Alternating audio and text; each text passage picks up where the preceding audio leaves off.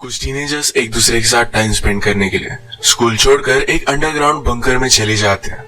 कहानी में ट्विस्ट तब आता है जब वे यहाँ से निकल नहीं पा रहे थे। इसी सिचुएशन में आदमी का सच्चा रूप सामने आता है। हेलो फ्रेंड्स, आज मैं आपको द होल ये 2001 की एक thriller mystery Hollywood movie explain करने वाला हूँ। ये स्टोरी हमें अलग अलग पॉइंट ऑफ व्यू से पता चलेगी जो इसे बहुत ही इंटरेस्टिंग बनाता है। तो अंत तक इस वीडियो को जरूर देखिएगा। अगर आपको वीडियो अच्छा लगता है तो प्लीज इसे लाइक और कमेंट जरूर कर दीजिए। अब बिना किसी देरी के एक्सप्लेनेशन स्टार्ट कर दे। मूवी स्टार्ट होती है और हम एक लड़की को जख्मी हालत में स्कूल में आता हुआ देख सकते हैं। वहां आकर उसने पुलिस को कॉल किया और हेल्प मांगी। इस लड़की का नाम था लीज और लीज के साथ और 3 लड़के गायब थे। अब लीज मिल चुकी है तो एक बड़ी न्यूज बन जाती है। उसके साथ जो भी हुआ था इस वजह से वो बहुत ही डिस्टर्ब थी, तो उसे मिलने के लिए एक डॉक्टर आती है। इस सब के गायब होने के पीछे राज क्या था, इसे जानने के लिए डॉक्टर लीज से क्वेश्चंस पूछती है। लीज कहती है हमारे स्कूल में अगर आप पॉपुलर हो तभी आप एग्जिस्ट करते हो, बाकी लोग तो एग्जिस्ट नहीं करते। लीज पॉपुलर नहीं थी तो उसे कोई भी नोटिस नहीं करता था। फुटबॉल टीम में एक लड़का था जिसका नाम था माइक। वो बहुत ही हैंडसम था तो स्कूल की सब लड़कियां उस पर बहुत मरती थी। अभी स्कूल में सबको पता चला था कि माइक और उसकी गर्लफ्रेंड का ब्रेकअप हो गया, तो सब लड़कियां इसके लिए बहुत ही एक्साइटेड थी। लीज को भी माइक बहुत पसंद था। वो हमेशा उसे देखने के लिए आया करती थी। ब्रेकअप के बाद जब लीज उसे देख रही थी तो मार्टिन कहता है कि वो तुमसे कभी भी प्यार नहीं करेगा। एक्चुअल में मार्टिन और लीज ये बहुत सालों से फ्रेंड्स हैं। मार्टिन लीज को बहुत पसंद करता है, ये बात उसने बता भी दी थी, पर लीज उसे सिर्फ एज अ फ्रेंड समझती है। नेक्स्ट सीन में हम देखते हैं माइक अपने फ्रेंड जॉफ के साथ था। माइक को चीयर अप करने के लिए जॉफ ने कहा कि हमें वैकेशन पर जाना चाहिए। अगर वो अपने इस गर्लफ्रेंड से दूर रहेगा तो शायद वो वापस आ जाएगी। ये आइडिया माइक को भी अच्छा लगा। नेक्स्ट सीन में हम देखते हैं कि माइक की गर्लफ्रेंड के जिस तरीके से हेयर्स थे उसी तरीके से हेयर्स लीज को भी बनाने थे, पर सब कुछ गड़बड़ हो गई थी।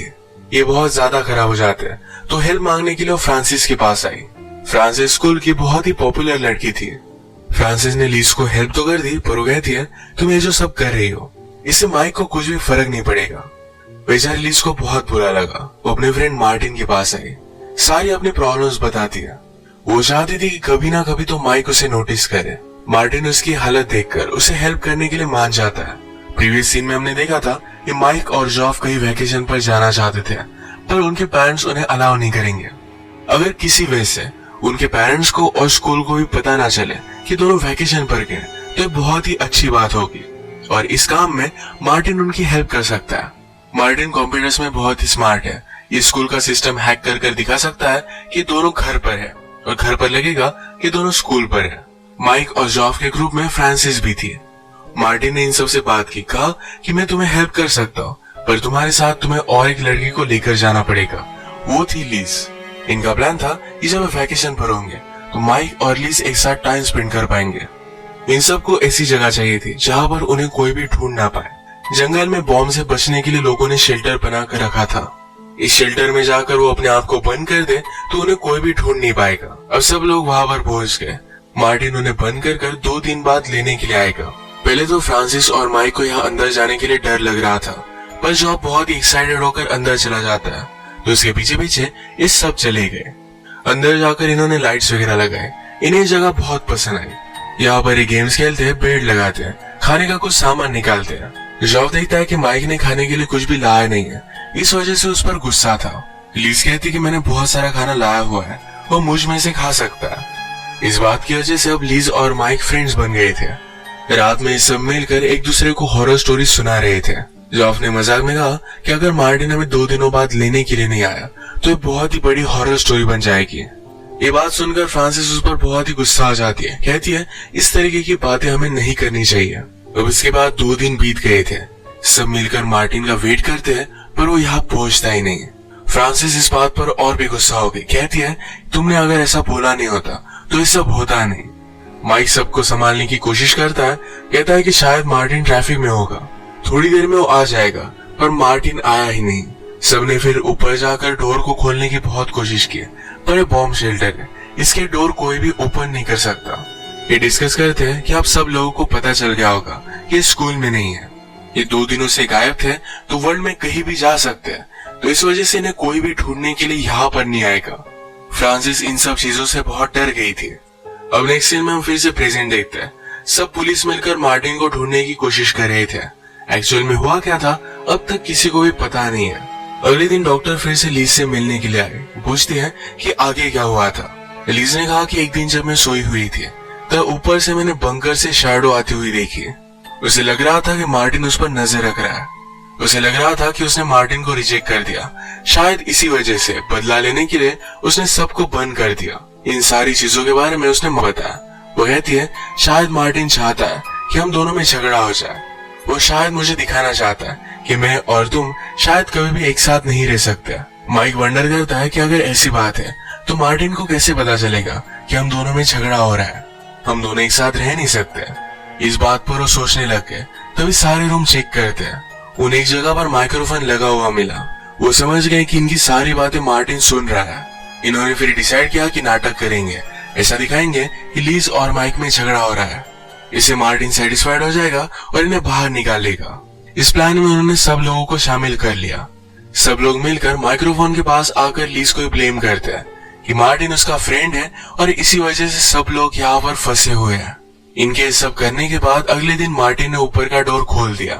अब तक की सारी स्टोरी लीज बता रही थी। डॉक्टर उस पर थोड़ा सा भी बिलीव नहीं करती क्योंकि उसके सारे फ्रेंड्स वहां से नहीं निकले। उस बंकर की रियलिटी कुछ अलग ही थी। लीज को ज्यादा लोड ना आए तो इस वजह से डॉक्टर उसे प्रेशराइज नहीं करती। अब नेक्स्ट सीन में हम देखते हैं कि मार्टिन को पुलिस ने ढूंढ लिया था। जिस दिन सब लोगों को उसने बंकर में बंद किया उस दिन वो कहा था इसके बारे में उससे पूछा जाता है। मार्टिन के पास उसके पूरे डे का रूटीन था। पुलिस उस पर बिलीव नहीं करते। कहते हैं कि लीज कुछ और बता रही है। मार्टिन ने कहा कि लीज मुझे हमेशा से हेट करती है। वो स्कूल की पॉपुलर लड़की है तो उसे लगता है कि उसके सामने कोई भी मैटर नहीं करता। ये बात लीज की स्टोरी से जरा अलग थी। अब हमें रियलिटी दिखाई जाती है। एक्चुअल में फ्रांसिस और लीज ये दोनों एक दूसरे की पहले से बहुत अच्छी फ्रेंड्स थी। जैसे लीज ने बताया था कि उसे कोई भी नोटिस नहीं करता था, ऐसी बात नहीं थी। वो स्कूल की बहुत ही पॉपुलर लड़की है। जब लीज को पता चला कि माइक का ब्रेकअप हो चुका है तो अंडरग्राउंड बंकर में जाने का प्लान भी उसी का था। ये सारा प्लान उसने फ्रांसिस को बताया। फ्रांसिस जॉब की फ्रेंड थी तो इस वजह से जॉब की मदद लेकर उन्होंने माइक को भी अपने साथ आने के लिए मना लिया। पुलिस मार्टिन से सब कुछ क्वेश्चन वगैरह करते हैं पर उसके खिलाफ उनके पास कोई भी सबूत नहीं था तो उसे जाने देना पड़ता है। मार्टिन के खिलाफ उन्हें कुछ ना कुछ तो सबूत चाहिए तो इस वजह से लीज के पास डॉक्टर मिलने के लिए आई। वो लीज से पूछती है कि ऐसा कुछ ना कुछ तो चीज होगी जिसमें तुम्हें मार्टिन के बारे में लिखा होगा। इस इंसिडेंट से हमें मार्टिन को लिंक करना पड़ेगा। लीज पूछती है कि आप ये सब बातें क्यों कर रहे हो, क्या मार्टिन को छोड़ दिया जाएगा। डॉक्टर ने उसे सच बता दिया। लीज इस बात से बहुत ही डिस्टर्ब हो गई। कहती कि शायद अब मार्टिन मुझे मारने के लिए आएगा। वो इसी गुस्से में यहाँ से चली जाती है। अब हमें फिर से रियलिटी में क्या हुआ था ये दिखाया जाता है। सब मिलकर बंकर में तो गए थे पर इन्हें बाहर निकलने के लिए मार्टिन की जरूरत नहीं थी। ये खुद अंदर से बाहर आ सकते थे। अंदर जाने के बाद इनकी पार्टी स्टार्ट हो गई थी। सब मिलकर ड्रंक हो जाते हैं।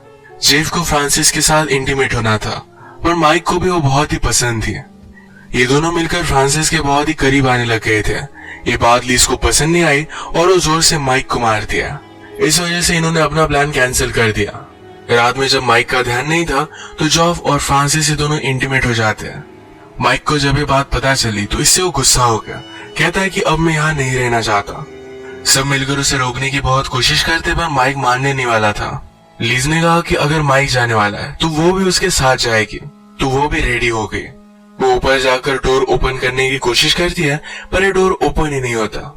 सब लोगों ने मिलकर बहुत कोशिश की पर कुछ भी हो नहीं पाता। जॉफ पूछता है कि लास्ट टाइम कौन आया था और ये लीज ही थी तो उस पर वो बहुत ज्यादा गुस्सा हो जाता है।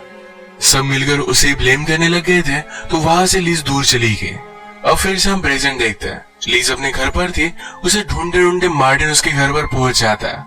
वो डर कर भागने लग गई। बहुत दूर नदी के पास मार्टिन उसे ढूंढ ही लेता है। वो उससे पूछता है कि तुमने मुझे क्यों ब्लेम किया, सारे पुलिस मेरे पीछे पड़ गए हैं। लीज कहती कि हमारे खिलाफ किसी के पास भी प्रूफ नहीं है, तुम ज्यादा वरी मत करो। इसके बाद लीज घर पर आ गई थी और वो बहुत रो रही थी। उसे मिलने के लिए डॉक्टर वहां पर पहुंचती है। डॉक्टर ने कहा कि मैं तुम्हें हेल्प करना चाहती हूँ पर इसके लिए तुम्हें मुझे सब कुछ सच सच बताना पड़ेगा। लीज कहती कि मुझे फिर से बंकर में लेकर चलो, मुझे थोड़ी थोड़ी चीजें याद आ रही है। लीज ने डॉक्टर से कहा कि वहां से मैं माइक को इस तरीके से जाने नहीं दे सकती थी। वो जब पहले ऊपर गए तो उसने बंकर को लॉक कर दिया था। एक्चुअल में उसके पास इस बंकर की चाबी थी। अब इसके बाद कुछ दिन बीत गए थे। इनके पास खाना और पानी ये दोनों चीजें खत्म हो चुकी थी। जॉब सबको बताता है स्लोली स्लोली हमें हेडेक आने लग जाएगा, हमें चलने घूमने में भी तकलीफ होगी, अगर हमें कुछ भी नहीं मिलता तो थोड़े दिनों में हमारी डेथ भी हो सकती है। ये सारी चीजें सुनने के बाद लीज खुद ही नाटक करने लगे, खुद रोने लग जाती है। माइक आकर उसे सहारा देता है तो उसे बहुत अच्छा लगा। अब एक दूसरे के करीब आने लग गए थे तो एक दिन माइक और लीज इंटीमेट हो जाते हैं। अचानक से फ्रांसिस की तबीयत भी बहुत खराब होने लग गई थी, पर इस बात से लीज को कुछ भी फर्क नहीं पड़ता। वो माइक के साथ यहाँ पर बहुत ही खुश थे, तो फ्रांसिस बीमार है इस वजह से यहाँ से वो निकलना नहीं चाहती। उसे जितना टाइम मिल पाए उतना टाइम वो माइक के साथ स्पेंड करना चाहती है। एक रात लीज नींद से जग गई। वो फ्रांसिस को ढूंढने की कोशिश करती है पर उसे कहीं भी नहीं मिलती। उसने जाकर देखा तो खून की उल्टियां कर कर फ्रांसिस की डेथ हो चुकी थी। लीज बहुत जोर से चिल्लाई।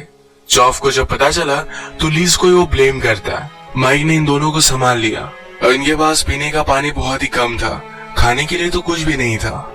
सबकी हालत बहुत ही ज्यादा खराब होने लग गई थी।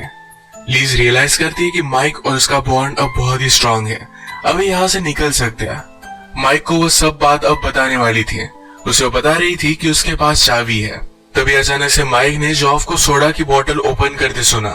जॉफ के पास ये बोतल थी और वो सबसे छुपा रहा था। इस बात से माइक बहुत ज्यादा गुस्सा हो जाता है। अपनी भूख की वजह से उसने अपने माइंड का कंट्रोल लूज कर दिया था। वो मार मार कर जॉफ को मार डालता है। अभी अभी लीज उसे जो भी बता रही थी इस पर उसका थोड़ा भी ध्यान नहीं था। ये मर्डर करने के बाद वो और भी ज्यादा डिस्टर्ब हो गया। सारी चीजें देखकर लीज को बहुत बुरा लग रहा था। वो भी अब जीना नहीं चाहती थी।